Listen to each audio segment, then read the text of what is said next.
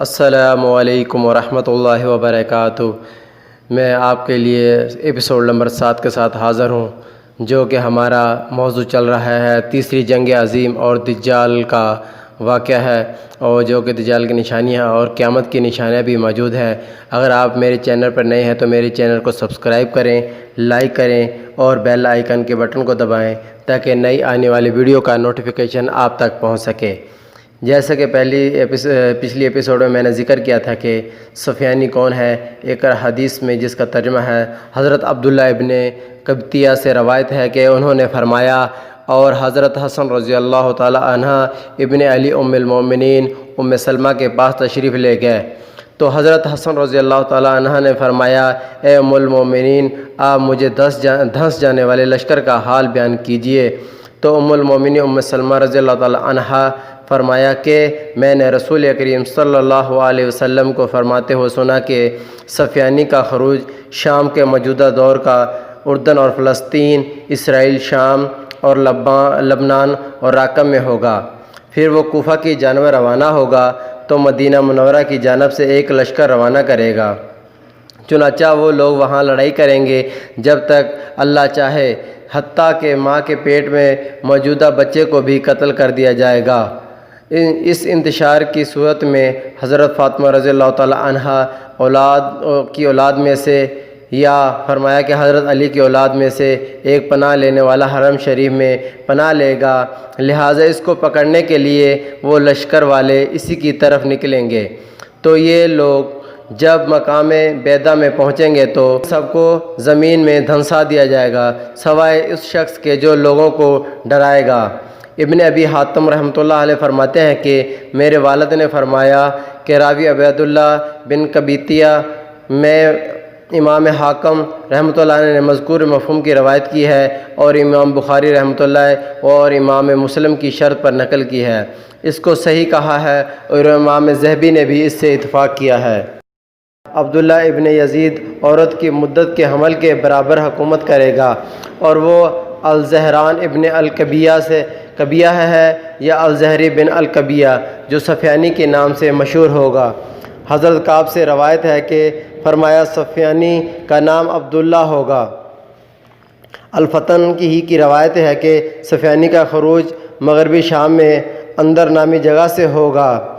اندر نامی اس وقت شمالی اسرائیل کے ضلع الناصرہ کا ایک قصبہ ہے۔ اسرائیل نے اس پر 24 مئی 1948 میں قبضہ کر لیا تھا۔ مظاہرہ حق جدید میں یہ روایت نقل کی گئی ہے کہ حضرت علی کرم اللہ وجہ سے روایت ہے کہ سفیانی جو آخر زمانے میں شام کے علاقے پر قابض ہوگا اور نسلی طور پر خالد ابن یزید ابن معاویہ ابن ابو سفیان اموی کی پشت سے تعلق رکھتا ہوگا۔ وہ بڑے سر اور چیچک زدہ چہرے والا ہوگا، اس کی آنکھوں میں ایک سفید دھبا ہوگا، دمشق کی طرف اس کا ظہور ہوگا، اس کے ساتھ قبیلہ کب کے لوگ کی اکثریت ہوگی۔ لوگوں کا خون بہانا اس کی خاص عادت ہوگی، یہاں تک کہ حاملہ عورتوں کے پیٹ چاک کر کے بچوں کو بھی ہلاک کر دیا جائے گا۔ وہ جب حضرت مہدی کے خروج کی خبر سنے گا تو اس سے جنگ کرنے کے لیے لشکر بھیجے گا۔ ان روایات کے علاوہ دیگر روایات سے بھی یہ پتہ چلتا ہے کہ یہ سفیانی حضرت مہدی سے کچھ پہلے شام اور اردن فلسطین میں کسی جگہ ہوگا۔ فیض القدیر میں ہے کہ ابتدا میں وہ مقتدی، پرہیزگار اور انصاف کرنے والا حکمران کے طور پر سامنے آئے گا، حتیٰ کہ شام کے اندر مسجدوں میں اس کا خطبہ پڑھایا جائے گا۔ پھر جب مضبوط ہوگا تو اس کے دل سے ایمان نکل جائے گا اور ظلم اور بد عمالیوں کا ارتکاب کرے گا۔ اس کا مطلب یہ ہے کہ اس کو مسلمانوں کے اندر عظیم رہنما اور ہیرو بنا کر پیش کیا جائے گا، جیسا کہ باطل قوتیں ہمیشہ کرتی رہتی ہیں۔ جیسا کہ بعض روایات میں آیا کہ اہل مغرب سے جنگ کرے گا اور ان کو شکست دے گا، تو ممکن ہے کہ اس کا یہ جنگ کرنا بھی ایک ڈرامہ ہوتا ہو کہ عالم اسلام کے اندر اس کو فتح اور عظیم رہنما بنا دیا جائے۔ اس کے بعد وہ اپنے اصل روپ میں آئے گا اور مسلمانوں کے خلاف 2 لشکر روانہ کرے گا، ایک لشکر مدینہ کی جانب اور دوسرا لشکر مشرق کی جانب۔ یہ لشکر مدینہ میں 3 دن تک لوٹ مار کرے گا، پھر یہ لشکر مکہ مکرمہ کی جانب جائے گا۔ جب یہ بیدا کے مقام پر آئے گا تو اللہ تعالیٰ جبرائیل علیہ السلام کو اس لشکر کو دھنسانے کا حکم دیں گے، چنانچہ یہ لشکر زمین میں دھنس جائے گا اور دوسرا لشکر بغداد کی طرف جائے گا، اور یہ لشکر بھی لوٹ مار اور قتل عام کرے گا۔ جو اس کی مخالفت کرے گا اس کو قتل کر دیا جائے گا، حتیٰ کہ حاملہ عورتوں کے پیٹ چاک کر کے بچوں کو بھی قتل کر دیا جائے گا۔ نعیم ابن حماد کی الفتن کی بعض روایات سے یہ پتہ چلتا ہے کہ سفیانی خراسان کے مجاہدین اور عرب مجاہدین کے خلاف بھی لشکر بھیجے گا۔ ایک اور حدیث میں بیان ہوا ہے کہ حضرت امام مجاہد فرماتے ہیں کہ مجھ سے نبی کریم صلی اللہ علیہ وسلم نے، ایک صحابی نے یہ بیان کیا کہ مہدی اس وقت تک نہیں آئیں گے جب تک نفس زکیہ کو قتل نہیں کر دیا جائے گا۔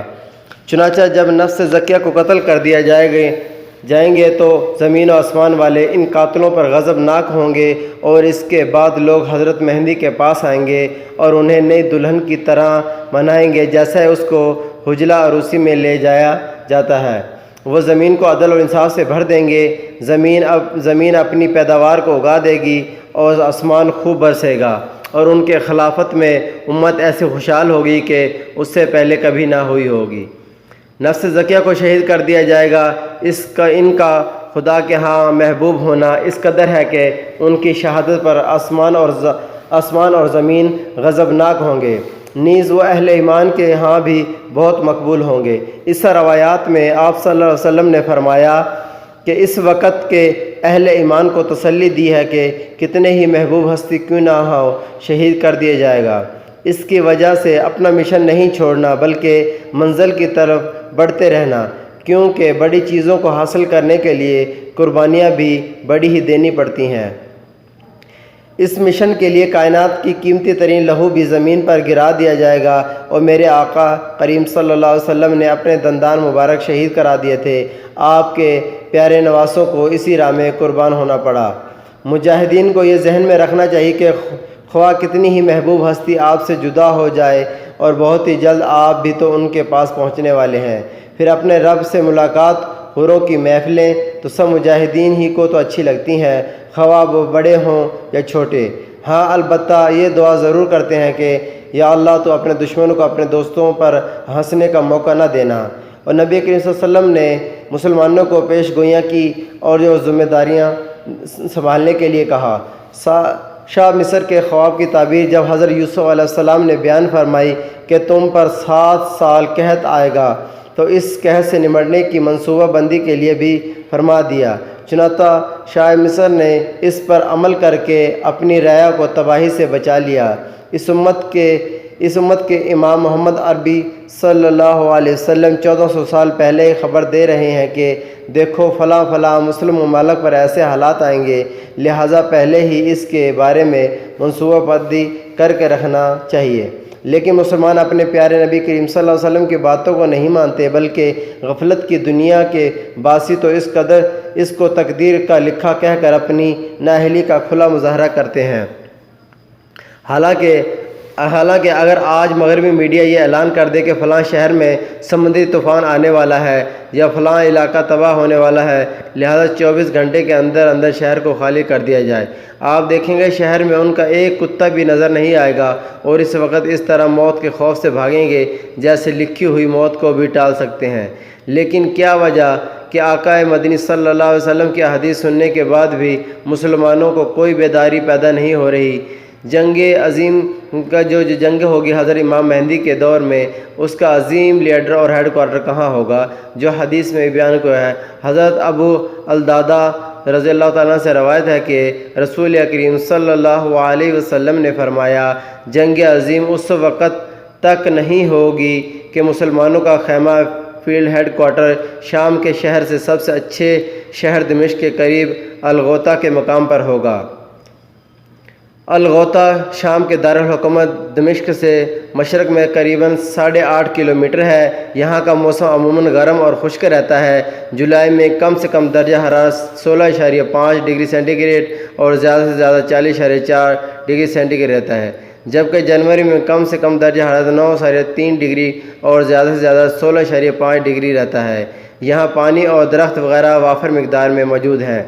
حضرت مہدی علیہ السلام کی قیادت میں جو جنگیں لڑی جائیں گی اس کے بارے میں آپ کو ذکر کرتا ہوں۔ حضرت مہدی کے دور میں لڑی جانے والی جنگوں میں ایک بات ذہن نشین رکھنی چاہیے کہ حضرت مہدی کے وقت جنگ عظیم ہوگی، یعنی کہ حق اور باطل کا مارکا اور آخری مارکا ہوگا، جس میں دونوں فریقین میں سے کوئی بھی اس وقت تک پیچھے نہیں ہٹے گا جب تک اس کی قوت ختم نہ ہو جائے گی۔ لہٰذا یہ جنگ عظیم کئی بڑی جنگوں پر مشتمل ہوگی، نیز صرف یہ حضرت مہدی کے علاقے تک ہی محدود نہیں ہوگی، بلکہ یہ جنگ بیک وقت کئی محاذوں پر چل رہی ہوگی، جن میں ایک محاذ تو وہ ہوگا جس پر خود حضرت مہدی کمانڈ کر رہے ہوں گے، اور دوسرا بڑا محاذ فلسطین کا ہوگا، اور تیسرا عراق کا، اور جس کو حدیث میں دریائے فرات والا محاذ کہا گیا ہے، اور ایک بڑا محاذ ہندوستان کا ہوگا۔ اس کے علاوہ کئی بڑے چھوٹے محاذ ہوں گے۔ البتہ ان تمام محاذوں کی مرکزی کمانڈ دمشق کے قریب الغوطہ کے مقام پر حضرت مہدی کے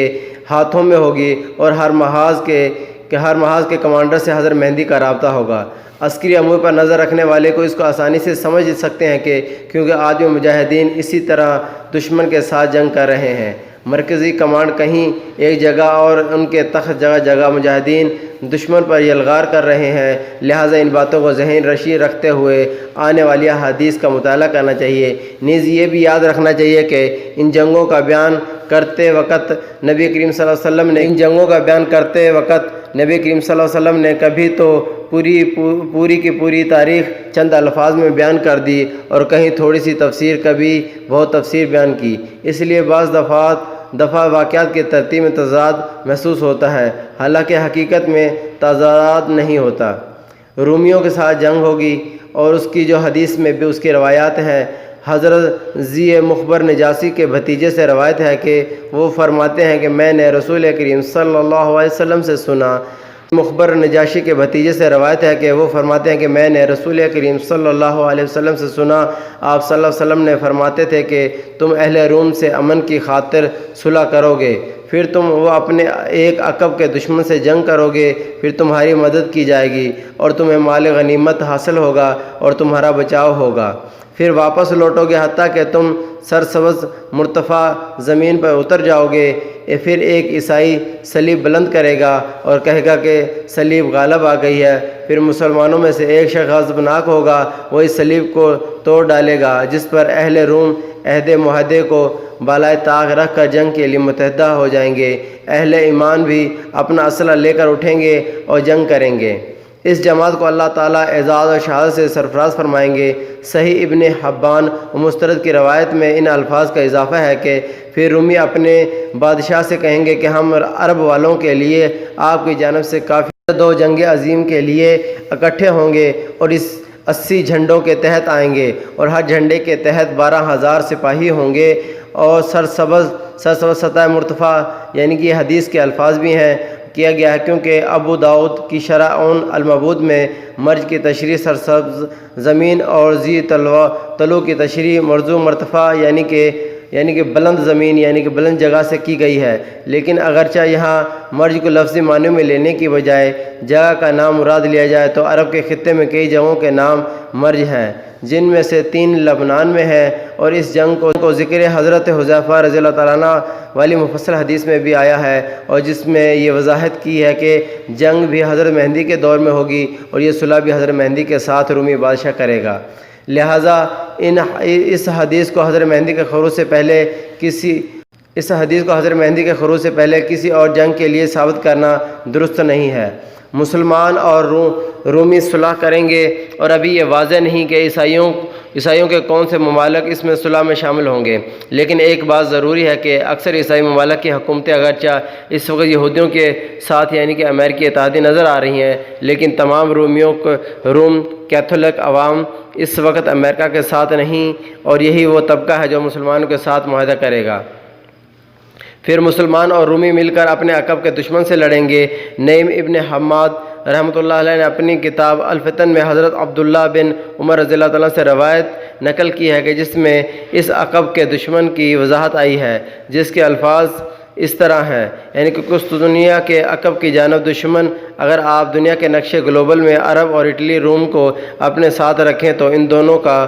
عقب اور قریباً امریکہ ہی بنتا ہے۔ واللہ علم، اللہ کو معلوم ہے، مسلمان اور رومی مل کر عقب کے دشمن سے جو جنگ کریں گے تو یہ جنگ کہاں ہوگی، اور اس میں ضروری نہیں کہ جنگ دشمن کی سرزمین پر ہی ہو، بلکہ اس دور کے جو حالات و حدیث آئے ہیں اس سے یہ پتہ چلتا ہے کہ وہ عقب کا دشمن خود ہی اسی خطے میں پہلے سے موجود ہوگا، اور جنگ عظیم میں 9,60,000 رومی اور اہل مغرب شریک ہوں گے۔